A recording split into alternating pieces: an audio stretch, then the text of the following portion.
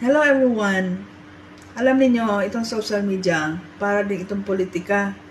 Kaalyado mo noon, maging kalaban mo ngayon. Kalaban mo ngayon, maging kaalyado mo sa sunod na eleksyon.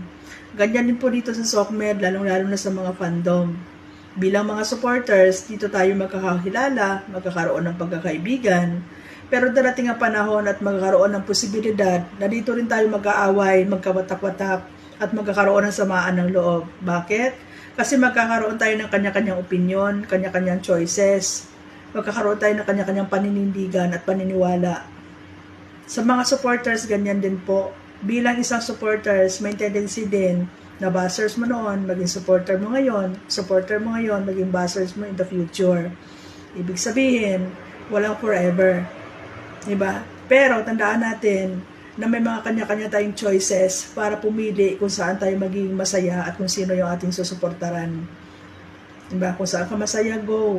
Diba? At doon naman ako believe sa mga tao na kahit virtual friends lang, dito lang na nagkakilala, ay talagang binibigyan ng pagpapahalaga at talagang tumatagal yung pagkakaibigan. Diba? Yun ang tinatawag na respeto. Kaya yan guys, no? Huwag kang pasisiguro na yung supporters mo, yung supporters mo forever. Ha? Magiging kaaway at magiging bashers mo din yan. Kaya huwag kang pasisiguro.